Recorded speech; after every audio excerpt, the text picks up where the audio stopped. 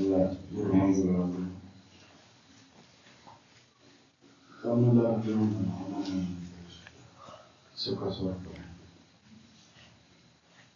ಇಲ್ಲಿವರೆಗೂ ಮನುಷ್ಯತ್ವ ಮನುಷ್ಯತ್ವ ಮಹಾಪುರುಷರ ಆಶ್ರಯ ಬಗ್ಗೆ ಸಾಕಷ್ಟು ಇಲ್ಲಿವರೆಗೂ ಕೇಳಿದ್ವಿ. ಮನುಷ್ಯತ್ವ ಬರೋದು ದುರ್ಲಭ, ಮನುಷ್ಯತ್ವ ಬರಬೇಕಂದ್ರೆ ಬಹಳ ಕಷ್ಟ. ಅಂತ ಆಚರಣೆ ಬೇಕು. ಮನುಷ್ಯತ್ವ ಉತ್ತಮ ಕರ್ಮಗಳು ಬೇಕು, ಉತ್ತಮ ಆಚರಣೆ. ಉತ್ತಮ ಆಚರಣೆಯಿಂದ ಜ್ಞಾನ ಬರ್ತದೆ, ಜ್ಞಾನದಿಂದ ಭಕ್ತಿಯು ಕರ್ಮ ಜ್ಞಾನ ಭಕ್ತಿ.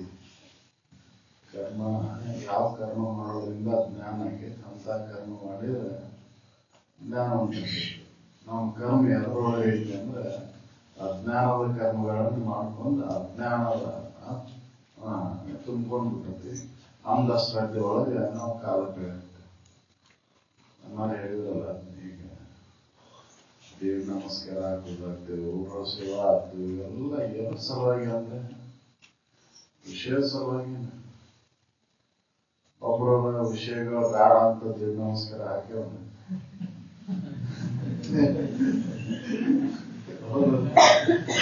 ವಿಷಯಗಳು ಸಾಕಪ್ಪ, ಇನ್ನ ಇಷ್ಟೆಲ್ಲ ದುಃಖ ಕೂಡ ಆಗ್ತಾವ, ಸಾಕ್ ಬೇಡ ಅಂತ ದೇವ್ರ ನಮಸ್ಕಾರ ಹಾಕ್ಯವ. ಗುರು ಸೇವೆ ಮಾಡ ಎಲ್ಲ ವಿಷಯಗಳು ಸಿಗ್ಲಿ ಅಂತ ಬೇಡ್ಕೊಂಡು.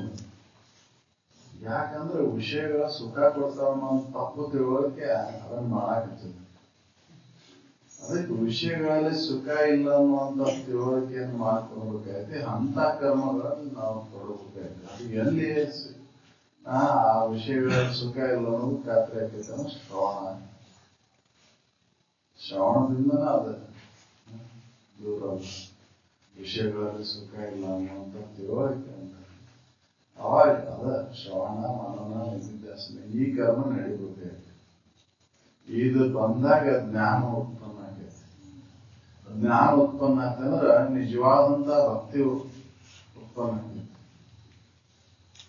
ನನ್ನ ಮೇಲೆನ ನನ್ನ ಭಕ್ತಿ ಬರ್ಬೇಕಾದ ಆತ್ಮ ಪ್ರೀತಿ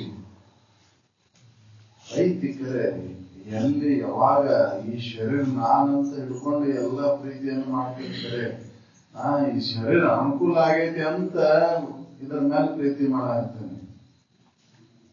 ಈ ಶರೀರ ಪ್ರತಿಕೂಲ ಆತಂದ್ರ ಬರೋದಿಲ್ಲ. ಮತ್ತೆ ಇದು ಅನುಕೂಲ ಆಗ್ಲಿ ಅಂತಾನೆ ಇವನ್ನೆಲ್ಲ ಬೇಡ್ಕೊಳೋದು ಕೇಳ್ಕೊಳೋದು. ಗುರು ಸೇವಾ ಅಲ್ಲಿ ದೇವ್ರ ನಮಸ್ಕಾರ ಅಲ್ಲಿ ಅದರ ಸಲುವಾಗಿ ಈ ಶರೀರಕ್ಕೆ ಯಾವುದೇ ರೋಗ ರುಜಿನಗಳು ಬರಬಾರ್ದು. ಈ ಶರೀರ ಇನ್ನೂ ಅಷ್ಟ ಇರಬೇಕು, ಇದಕ್ಕೆ ಇನ್ನೂ ಅಷ್ಟು ವಿಷಯಗಳ ಲವಸ ಅನ್ನೋ ಸಲುವಾಗಿ ಇದನ್ನ ಮಾಡ್ತಾರೆ. ಬರ್ಲಿ ಬಿಡ ಬರ್ಲಿ, ಇದನ್ನ ಮಾಡ್ಕೊಂಡು ಮಾಡ್ತೇವೆ ನಾವು. ಲಕ್ಷ್ಯ ಇಲ್ಲ, ಇದರ ಕಡೆ ಲಕ್ಷ್ಯ ಕೊಡಬೇಕಾಯ್ತು. ನಾವು ಯಾವುದೇ ನಮ್ಮ ಆತ್ಮನ ಮೇಲೆ ಆತ್ಮನ ಕಡೆ ಲಕ್ಷ್ಯ ಕೊಡಬೇಕಾಯ್ತು. ಅಂದಾಗ ಇದೆಲ್ಲ ಅತ್ಯಂತ ದುಃಖ ನಿವೃತ್ತಿ ಪರಮಾನಂದ ಪ್ರಾಪ್ತಿಯನ್ನು ಹೊಂದಕ್ಕೆ ಸಾಧ್ಯ. ಅವಾಗ ಮನುಷ್ಯ ಜನ್ಮ ಬಂದು ಸಾಧ್ಯ. ಮನುಷ್ಯತ್ವ ಬರಬೇಕಾಯ್ತು ಮಾಡಬೇಕು. ಅದಕ್ಕೆ ಉತ್ತಮ ಆಚರಣೆ. ನೋವುಗಳು ಹೇಳ್ತಾರ, ಸಂಗತನಾಗಿ ಬೆಳೆದ ಉತ್ಸವ ಹಿಂಗಿದ್ದವನು ಅರಿತು ನಡೆಯುವನೇ ಬಲ್ಲವ. ಬಲ್ಲವರಾಗಿಲ್ಲ ನಾವು, ಬಲ್ಲವರಾಗಬೇಕಾಯ್ತಿ. ಹೋಲಿ ಹಿಂದ್ ಮಾಡಿಸುದು ಹೋಲಿ, ಇನ್ನು ಮೇಲೆ ಸುಧಾರಿಸುದು ಇಂತ ಆಗ್ಯಾವ. ಆದ ಘಟನೆಗಳು ನಾವು ತಿಳುವಳಿಕೆ ಇಲ್ಲ ಮಾಡಿದಂಥವು. ತಿಳಿದ ಮೇಲೆ ಮಾಡೋದನ್ನ ಮಾಡಬಾರ್ದು. ಬಂದೇವ ಅಂತ ಸಂಘದೊಳ ಬಂದೇವ ಅಂದ್ಮೇಲೆ ಅಜ್ಞಾನಿಗಳು ಮಾಡತಕ್ಕಂತ ಹೀನ ಕೃತಿಗಳನ್ನ ನಾವು ಮಾಡೋದ್ರಿಂದ ಏನು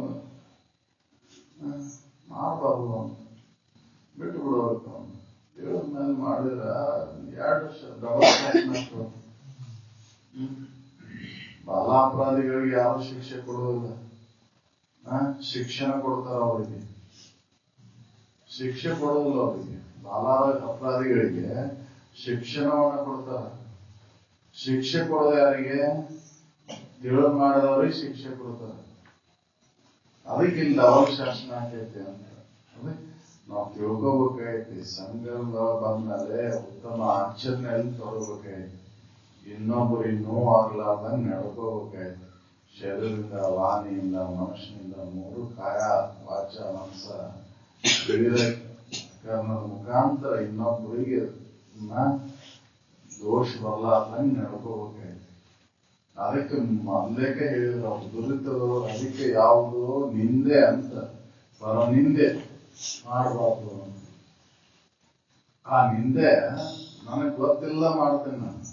ಇನ್ನೊಬ್ರು ಏನು ಹೆಂಗ ಅಂತ ವಿಚಾರ ಮಾಡೋದಿಲ್ಲ. ಯಾರೋ ಬಾಯಲ್ಲಿದ್ದ ಕೇಳಿದ್ದನ್ನ ನಾನ್ ಆಡ್ಕೊಂಡು ನಾನು ಓಡೇ ಇಲ್ಲ, ಅದನ್ನ ನಾನು ಮಾಡೇ ಇಲ್ಲ. ಆದ್ರೂ ಕೂಡ ಅಂತ ವಿಚಾರಗಳನ್ನ ನಾನು ಮಾಡೋದು, ಅದನ್ನ ಮಾಡಬಾರ್ದು. ಅದು ಅತ್ಯಂತ ಕೆಟ್ಟ ಪಾಪ ಅಂತ. ಬೇರೆ ಒಳಗ ಅತಿ ಘೋರವಾದಂತ ಅಪರಾಧ ಯಾವ್ದಂದ್ರೆ ಇನ್ನೊಬ್ಬರ ಬಗ್ಗೆ ಆಡ್ಕೊಳ್ಳೋದು, ಇನ್ನೊಬ್ಬರನ್ನ ನಿಂದಿಸೋದು ಮಾಡಬಾರ್ದು. ಇಂಥ ಸಣ್ಣ ದೋಷಗಳನ್ನ ಕಳ್ಕೋಬೇಕಾಯ್ತಿ ನಾವು ಸಂಘದೊಳಗೆ ಬಂದ್ಮೇಲೆ. ಸಣ್ಣ ದೋಷಗಳು ಹೋದು ಅಂದ್ರೆ ನಮ್ಮ ಶ್ರವಣಕ್ಕೆ ಬಂದದ್ ಲಾಭ ತರ್ತತಿ. ಅವಲ್ಲೇ ಜ್ಞಾನ ಉತ್ಪನ್ನ ಆಕೈತಿ. ಯಾಕಂದ್ರೆ ಅಂತಃಕರಣ ಶುದ್ಧಿ ಆಗದ ಹೊರತು ಜ್ಞಾನ ಉತ್ಪನ್ನ ಆಗುದಿಲ್ಲ, ಜ್ಞಾನ ಪಡ್ಯಾಕ ಆಗುದಿಲ್ಲ. ಮನುಷ್ಯತ್ವ ಬಂದ್ಮೇಲೆ ಅದು ಮುಮುಕ್ಷತ್ವ ಉಂಟಾಕೈತಿ. ಮನುಷ್ಯತ್ವ ಬರದ ಹೊರತು ಮುಮುಕ್ಷತ್ವ ಉಂಟಾಗುವುದಿಲ್ಲ. ಇದರಿಂದ ದೂರ ಇದ್ದು ನಾನು ಎಂದು ಸುಖದಿಂದ ಇದ್ದೇನೆ ಅನ್ನುವಂತ ಭಾವ ಉದಯ ಆಗುವುದೇ ಇಲ್ಲ. ಅದಕ್ಕೆ ಮನುಷ್ಯತ್ವ ಬರಬೇಕಾಯ್ತಿ. ಮನುಷ್ಯತ್ವ ಬರ್ಬೇಕಾದ್ರೆ ಉತ್ತಮ ಆಚರಣೆ ಬೇಕಾಯ್ತಿ. ಹಂಗ ಒಮ್ಮಗಲೇ ಇವು ಮೂರುವರೆ ಬರೋದಂದ್ರೆ ಬಹಳ ಕಠಿಣ. ನಮಗ್ ಒದಗ್ಯಾವಂದ್ರ ನಾವು ಹಿಂದಿನ ಜನ್ಮದ ಸುಕೃತ ಫಲ ಐತಂತ ಒದಗ್ಯಾವು. ಇಲ್ಲ ಒದಗಕ್ಕೆ ಸಾಧ್ಯನೇ ಇಲ್ಲ. ಸಾಕಷ್ಟು ಜನ ಐತಲ್ಲ, ಎಲ್ಲರೂ ಸತ್ಸಂಗದೊಳಗೆ ಯಾಕೆ ಬರಕಾಗಲ್ಲ ಅಂದ್ರೆ, ಅನುಭವ ಸಂಗ್ರಹದೊಳಗೆ ಯಾಕೆ ಬರೋದಿಲ್ಲ ಅಂದ್ರೆ, ಅವ್ರು ಹೀನ ಕರ್ಮಗಳಲ್ಲಿ ಯಾಕೆ ತೊಡಗುತ್ತಾರ ಅಂದ್ರೆ, ಹೀನ ಕೃತಿಯೊಳಗೆ ಯಾಕೆ ತೊಡಗುತ್ತಾರ ಅಂದ್ರೆ ಅವ್ರಿಗೆ ಸುಕೃತದ ಫಲ ಇಲ್ಲ. ಈಗ 5 ಜನ ಸಿಕ್ಕೈತಿ ಅಂದ್ರ ಅಂತ ಪುಣ್ಯ ಹಿಂದೆ ಮಾಡಿದ್ವಿ. ಈಗ ತಿಳಿದ್ಮೇಲೆ ಈಗ ಬಂದೇವಲ್ಲ, ಮನುಷ್ಯ ಜನ್ಮಕ್ಕೆ ಬಂದೇವಲ್ಲ, ಇನ್ನು ಬಂದ್ಮೇಲೆ ಮಾಡಿದಂತ ತಪ್ಪು ಮಹಾ ಅಪರಾಧ. ಅದಕ್ಕೆ ಎಲ್ಲೋ ಮಾಡಿದ ಪಾಪವನ್ನು ಇಲ್ಲಿ ಬಂದು ಕಳ್ಕೊಳಕ್ ಸಾಧ್ಯ ಐತಿ. ಇಲ್ಲಿ ಬಂದು ಮಾಡಿದ್ಮೇಲಿನ ಪಾಪ ಯಾವ ತೀರ್ಥಕ್ಷೇತ್ರ, ಯಾವ ಪುಣ್ಯಕ್ಷೇತ್ರಗಳಿಗೆ ಹೋದ್ರೂ ಕೂಡ ದೂರ ಆಗುದಿಲ್ಲ. ಯಾಕಂದ್ರೆ ಮನುಷ್ಯ ಜನ್ಮ ಇದು ಕರ್ಮ ಭೂಮಿ. ಈ ಕರ್ಮ ಇಲ್ಲಿ ಏನ್ ಕರ್ಮ ಮಾಡ್ತೇವೋ ಮುಂದಿನ ಜನ್ಮಕ್ಕೆ ಅದ ಬರ್ತೈತಿ. ಹಿಂದಿನ ಜನ್ಮಗಳೆಲ್ಲ ಉಣ್ಣುವಂತ ಫಲ, ಈಗ ಮನುಷ್ಯ ಜನ್ಮ ಮಾಡಿದಂತ ಕರ್ಮವನ್ನ ಉಣ್ಣಾಕ್ ಬಂದಿದ್ದು.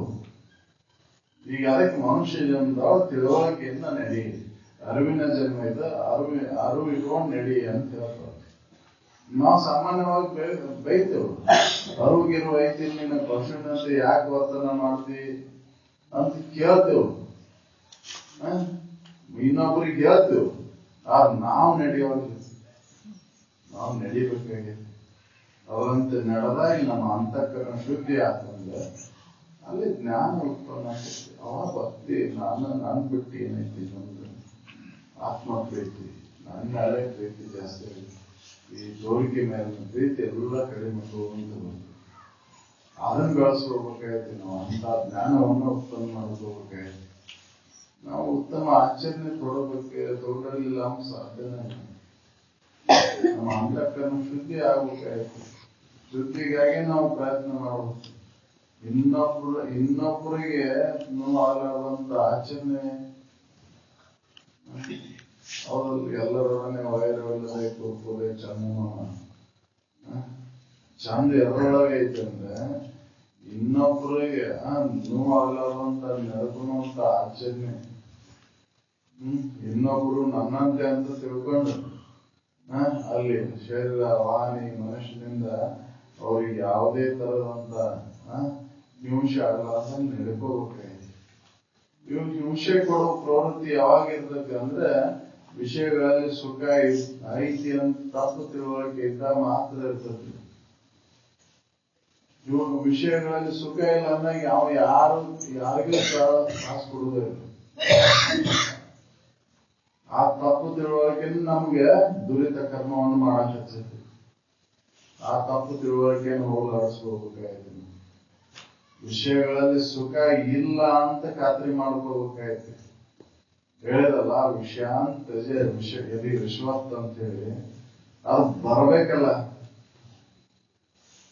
ಅದು ವಿವೇಕದಿಂದನ ಮಾತ್ರ ಸಾಧ್ಯ. ಅದು ನಿರಂತರ ಈ ಸತ್ಸಂಗದೊಳಗೆ ತೊಡಗಿದ ಮಾತ್ರ ಬರ್ತದೆ.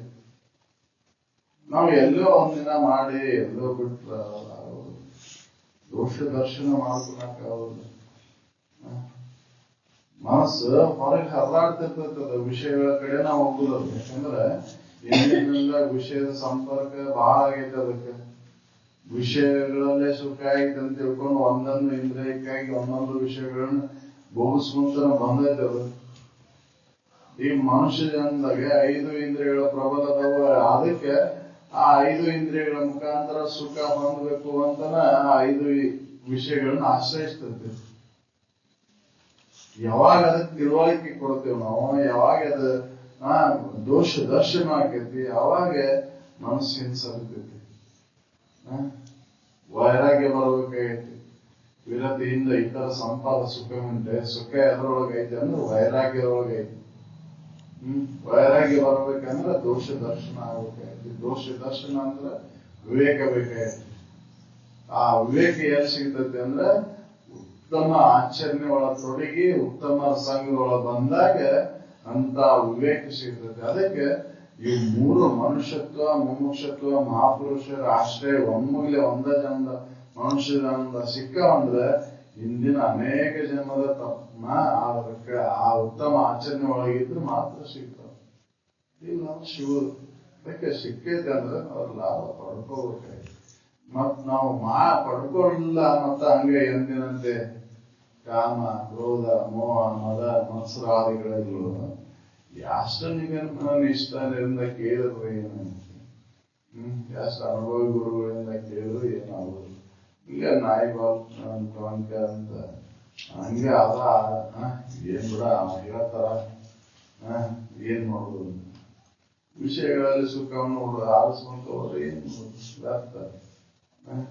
ಮನುಷ್ಯ ಪಡ ಬಂದ್ರು ವ್ಯರ್ಥ. ಅದಕ್ಕೆ ನಮ್ಮಲ್ಲಿ ಉತ್ತಮ ಆಚರಣೆ ಬರಬೇಕಾಯ್ತು. ಉತ್ತಮ ಆಚರಣೆ ಮಂದಿಗೆ ಫಲಪಾಯ ಯಾವುದಂದ್ರೆ ಉತ್ತಮ ನೀತಿ ಪಾಲನೆ, ನೀತಿಯುತವಾದಂತ ಜೀವನ ಕ್ರಮವನ್ನು ಅಳವಡಿಸಿಕೊಂಡು ಅಂತ ಏನು ಶ್ರವಣ, ಮನನ, ನಿಧಿಧ್ಯಾಸನ ಕರ್ಮಗಳು ತೊಡಗಿದಾಗ ಈ ದೊಡ್ಡ ಕರ್ಮಗಳನ್ನೆಲ್ಲ ಕೈ ಬಿಡಬೇಕು. ಧೈರ್ಯ ಬರ್ಬೇಕಾಗತ್ತೆ. ನಮ್ ಧೈರ್ಯನೇ ಇಲ್ಲ. ಹೊರಗಿನ ಎಲ್ಲ ಮಾಡ್ಕೊಂಡಂತ ಕಲ್ಪನೆ ಮಾಡ್ಕೊಂಡಂತ ದೇವರುಗಳನ್ನ ಹೆದರಿಕೆ ಹೋಗೇ ಇಲ್ಲ.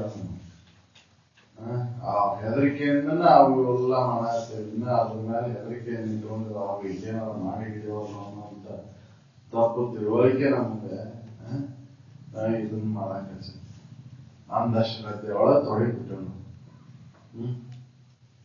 ಹೌದಲ್, ಏನಾರು ಮಾಡಿದವಲ್ಲ, ಹಿರಿಯರು ಮಾಡ್ಕೊಂತ ಬಂದಾರ ಬಿಟ್ರೆ ಏನಿ ಆದ್ರೆಲ್ಲ ಚಲೋ ಆಗ್ಬಿಡು ಅಂತ ಅನ್ನುವಂಥದ್ದು ಇದೆ.